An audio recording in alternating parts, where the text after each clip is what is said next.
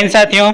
दोस्तों आज के इस प्रैक्टिस सेट में जो कि आपका इंडियन नेवी एसएसआर और एमआर के लिए, ठीक है, जिसमें दोस्तों आप देख सकते हैं कि जो पिछले वाले प्रैक्टिस सेट था उसमें बहुत सारे बच्चे कमेंट कर रहे थे कि एक और प्रैक्टिस सेट लेकर आइए, ठीक है। तो दोस्तों ये जो आपका प्रैक्टिस सेट चलेगा वो आपका दोस्तों आपका लाइव चलेगा, ठीक है, जो कि दोस्तों इस टाइम से आपका मेरे चैनल में कभी भी आपका जो है प्रैक्टिस सेट, चाहे वो नेवी एसएसआर हो एमआर हो, ठीक है, दोनों के लिए दोस्तों कभी भी जो है प्रैक्टिस सेट चलने वाला है, जो कि आपका नजदीक है एग्जाम, ठीक है। इसीलिए दोस्तों एग्जाम के आते आते ही दोस्तों आपका जो प्रैक्टिस सेट करवाने वाले हैं, हर सब्जेक्ट आप 50 प्रैक्टिस सेट करवाने वाले हैं, ठीक है।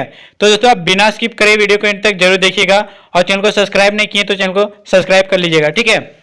क्योंकि दोस्तों यहां से आपको बताएंगे कि जितने भी practice set navy MR SSR में पूछे जाते हैं वही सिलेक्टेड क्वेश्चन आपको लाइव में बताने वाला है, ठीक है, जो कि आपका लाइव क्लास में अगर आप करते हैं तो आपको बहुत ही बेनिफिट होने वाला है, ठीक है।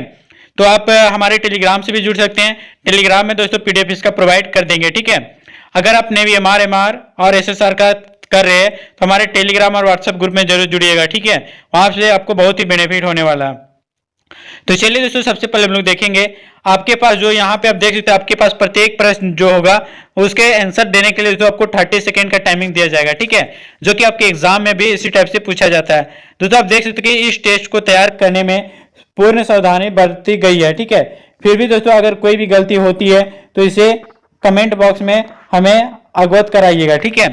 तो चलिए दोस्तों कहीं भी डॉट है, यहाँ कहीं भी क्वेश्चन गलत होगा तो हमें सॉरी इसके लिए दोस्तों, ठीक है। चलिए दोस्तों क्वेश्चन को शुरू करते हैं, ठीक है। चलिए क्वेश्चन यहाँ पे आ गया दोस्तों आपका क्वेश्चन। दोस्तों आपको 30 सेकंड का टाइमिंग दिया जाएगा, ठीक है। आपको बताना है दोस्तों इस क्वेश्चन का करेक्ट आंसर क्या हो जाएगा, ठीक है। दोस्तों बोला जा रहा है यहाँ पे कि वस्तु का संवेग किस पर निर्भर करता है। दोस्तों आप 4 ऑप्शन दिया गया, आपको 30 सेकंड का टाइमिंग दिया गया है, ठीक है। तो चलिए आप कमेंट में जरूर बताइएगा, ठीक है। इसका आंसर हम तो आपको बता ही देंगे लेकिन आप टेस्ट के अनुसार आप दीजिएगा, ठीक है।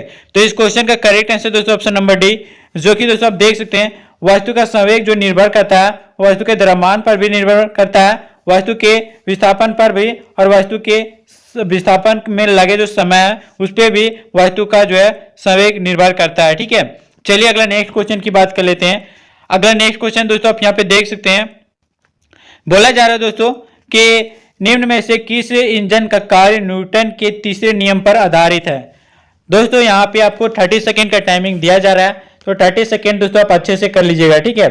दोस्तों अगर आप इंग्लिश का भी तैयारी करना चाहते हैं तो आप तैयारी कर सकते हैं, ठीक है। और दोस्तों हमारे क्वेश्चन में जितने भी इंग्लिश और साइंस से क्वेश्चन पूछे जाते हैं सारा आपको लाइव प्रैक्टिस करवाएंगे, ठीक है।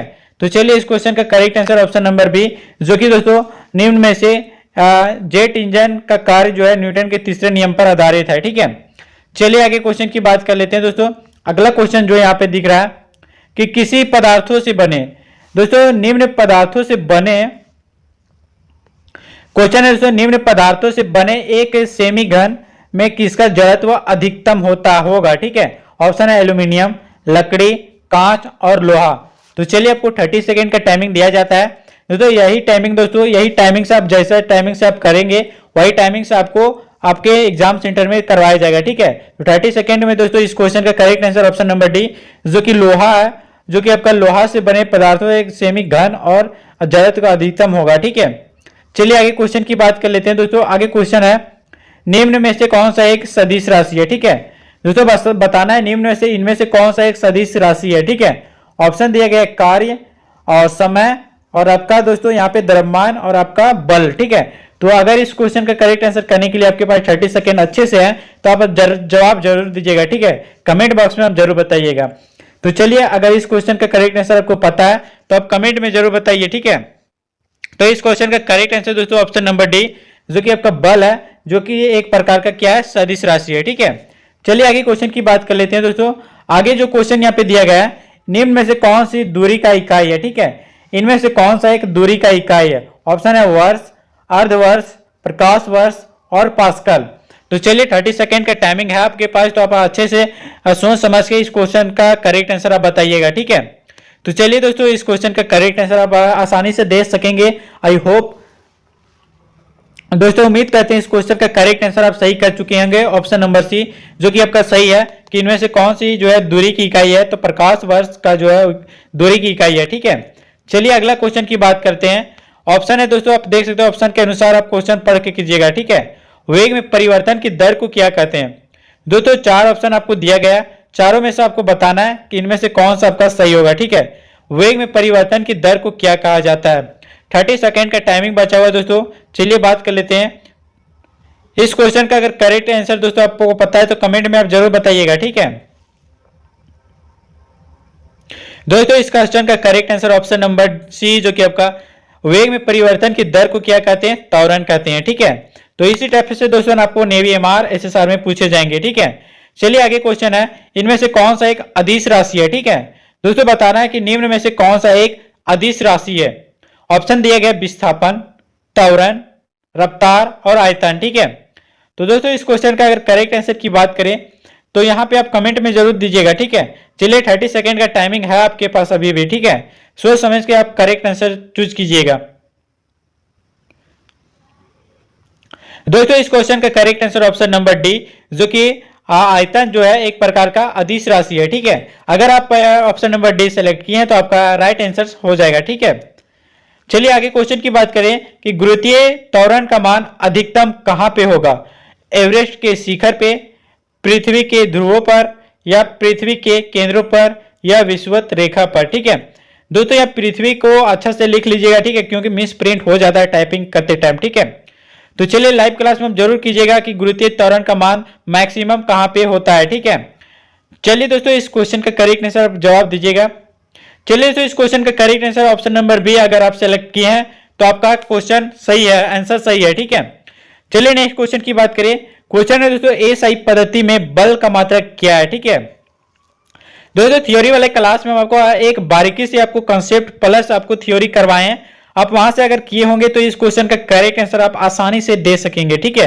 तो दोस्तों यहाँ पे बोला जा रहा है कि एसआई पद्धति में बल का मात्रक क्या होता है। दोस्तों एफपीएस और दोस्तों सारे चीज आपको जितने भी पद्धतियां होती है सारे का आप बता चुके हैं, ठीक है। तो चलिए दोस्तों इस क्वेश्चन का करेक्ट आंसर ऑप्शन नंबर अगर आप सी किए हैं न्यूटन, तो आपका राइट आंसर हो जाएगा कि एसआई यूनिट जो एसआई पद्धति में बल का जो मात्रक होता है वो न्यूटन होता है, ठीक है।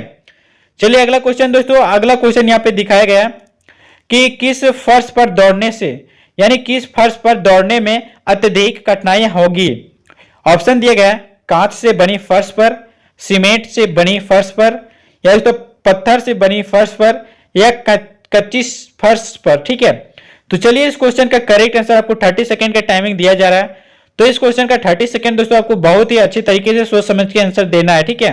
तो इस क्वेश्चन का ऑप्शन नंबर ए आपका सही हो जाएगा कि कांच से बनी फर्श पर जो कि दौड़ने में अत्यधिक कठिनाइयां होंगी, ठीक है। तो चलिए आगे क्वेश्चन की बात कर लेते हैं।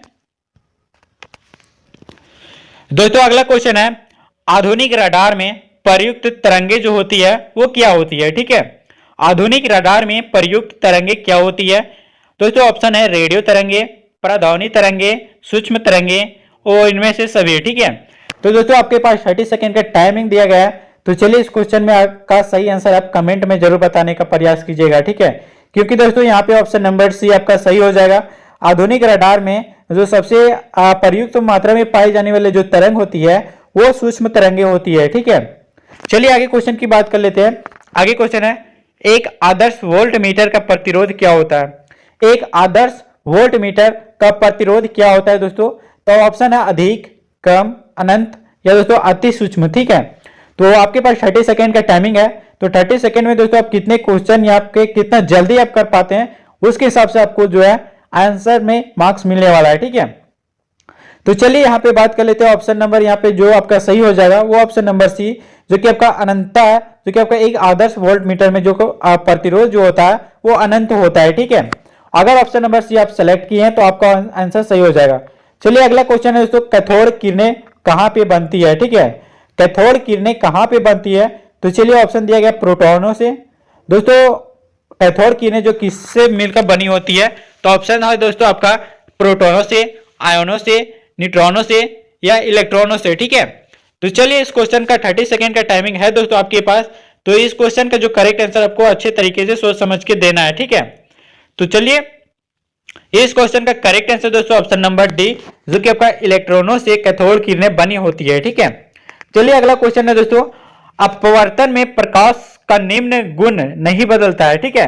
इनमें से बताना है दोस्तों कि किसमें प्रकाश का जो है अपवर्तन में प्रकाश का जो है गुण नहीं बदलता है। ठीक है, ऑप्शन है रफ्तार, ऑप्शन बी है दोस्तों आपका तरंग दैर्घ्य, ऑप्शन सी है दोस्तों आपका आवृत्ति, ऑप्शन डी है आपका तीव्रता। ठीक है, तो इस क्वेश्चन का करेक्ट आंसर दोस्तों आप जरूर बताइएगा। ठीक है दोस्तों, जैसा टेस्ट यहाँ पे मार्क्स लाया जा रहा है उसी टाइप में दोस्तों आपका ऑप्शन नंबर सी आपका सही हो जाएगा। ठीक है, प्रकाश में दोस्तों यानी अपवर्तन में प्रकाश का जो है दोस्तों आवृत्ति में गुण नहीं बदलता है। ठीक है, ऑप्शन नंबर अगर आप सी सेलेक्ट किए हैं तो आपका करेक्ट आंसर है। ठीक है, चलिए अगला क्वेश्चन है दोस्तों, जब किसी चालक का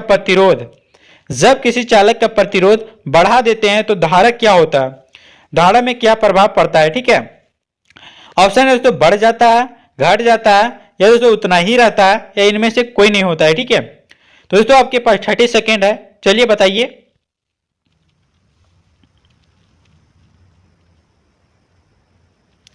दोस्तों इस क्वेश्चन का correct answer option number B, जो कि आपका जब किसी चालक का प्रतिरोध बढ़ा देते हैं तो उसका जो है धारा वो घट जाती है। ठीक है, ऑप्शन नंबर बी आपका सही हो जाएगा। चलिए अगला क्वेश्चन है दोस्तों, निम्न रंग के प्रकाश का वेग पानी में न्यूनतम होगा, तो दोस्तों कौन से रंग में जो है प्रकाश का वेग जो है कौन सा रंग होगा न्यूनतम। ठीक है, ऑप्शन दिया गया पीला, हरा, बैंगनी और लाल। ठीक है, तो चलिए आपके पास 30 सेकेंड है, चलिए ऑप्शन का करेक्ट आंसर बताइए।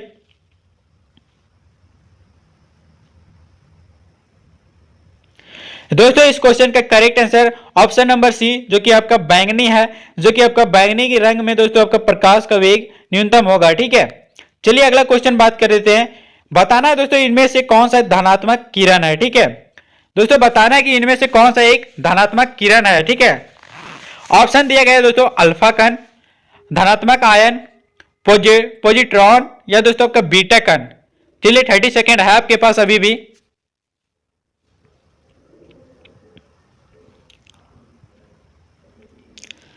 दोस्तों इस क्वेश्चन का करेक्ट आंसर की बात करें तो ऑप्शन नंबर ए आपका सही हो जाएगा, जो कि अल्फा कण जो है एक प्रकार का धनात्मक किरण है। ठीक है, चलिए अगला क्वेश्चन की बात कर लेते हैं। अगला क्वेश्चन है दोस्तों, इनमें निम्न में से चुंबकीय तरंग नहीं है।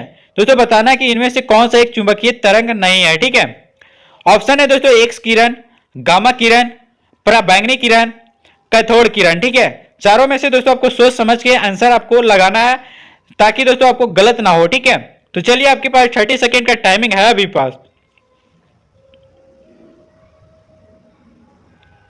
दोस्तों इस क्वेश्चन का correct answer option number D आपका हो जाएगा, कैथोड किरण में दोस्तों एक प्रकार का चुंबकीय तरंग नहीं है। ठीक है, चलिए आगे क्वेश्चन दोस्तों, आगे क्वेश्चन है शुष्क सेल में विद्युत धारा होती है। ठीक है, यानी दोस्तों शुष्क सेल में विद्युत धारा होती है, किसमें होती है। ठीक है, ऑप्शन है डीसी में, एसी और डीसी में परिवर्तन, या दोस्तों एसी, या दोस्तों इनमें से कोई नहीं। ठीक है, इस क्वेश्चन का करेक्ट आंसर दोस्तों आप जरूर बताइएगा। 30 सेकेंड का टाइमिंग है आपके पास। तो चलिए दोस्तों इस क्वेश्चन का correct answer option number A, जो कि आपका शुष्क सेल में विद्युत धारा जो होती है वो डीसी होती है। ठीक है, चलिए दोस्तों आगे क्वेश्चन की बात करिए और इस वीडियो को लास्ट क्वेश्चन होगा। ठीक है, जो कि आपके एग्जाम के लिए, जो कि आपका सिलेक्टेड क्वेश्चन लिया गया था, जो कि आपके एग्जाम के लिए बहुत ही इंपॉर्टेंट क्वेश्चन हो जाते हैं। ठीक है, क्वेश्चन है दोस्तों यहाँ पे निम्न तरंग निर्वात में कौन गुजर सकती है। ऑप्शन है ध्वनि तरंग, कंपन तरंग, विद्युत चुंबकीय तरंग, या दोस्तों कोई नहीं। तो आप सोच समझ के करेक्ट आंसर चूज कीजिए, आपके पास 30 सेकेंड है। तो दोस्तों इस क्वेश्चन का correct answer option number C, जो कि दोस्तों आपका निम्न में से निर्वात में जो है तरंग जो है निर्वात में गुजर सकती है, कहां पे, विद्युत चुंबकीय तरंग जो है निर्वात में गुजर सकती है। ठीक है, तो right answer option number C will be the correct answer. अगर आप सी सेलेक्ट किए हैं तो आपका राइट आंसर हो जाएगा। ठीक है, तो चलिए दोस्तों यहां से आपको बताना है कि आप कितने सवाल कर पाए हैं। ठीक है, कुल कितने सवाल आप अटेम्प्ट किए हैं और कोशिश कितने किए हैं और कितने क्वेश्चन सही किए हैं और दोस्तों कितने क्वेश्चन गलत किए हैं। ठीक है, अंक आपके क्या है, आप हमारे इंस्टाग्राम या दोस्तों टेलीग्राम में जाके कमेंट कर सकते हैं, या कितने परसेंट आप क्वेश्चन कर पाए हैं। ठीक है, कितने मार्क्स ला पाए हैं दोस्तों आप कमेंट में जरूर कीजिएगा। ठीक है, तो चलिए दोस्तों आप बात कर लेते हैं आगे नेक्स्ट वीडियो में नेक्स्ट प्रैक्टिस सेट के साथ। आप क्या चीज का प्रैक्टिस सेट आपको चाहिए दोस्तों आप कमेंट में जरूर बोलिएगा। ठीक है, आपको वही सेट आपको बताएंगे। ठीक है, तो चलिए वीडियो को देर न करते हुए वीडियो को एंड करते हैं। लेकिन दोस्तों अभी भी आप चैनल को सब्सक्राइब नहीं किए, चैनल को सब्सक्राइब कर लीजिएगा। वीडियो पर नए हो तो वीडियो को लाइक कीजिएगा, ठीक है। तो चलिए दोस्तों मिलते फिर नेक्स्ट प्रैक्टिस सेट के साथ। तब तक के लिए दोस्तों जय हिंद, वंदे मातरम।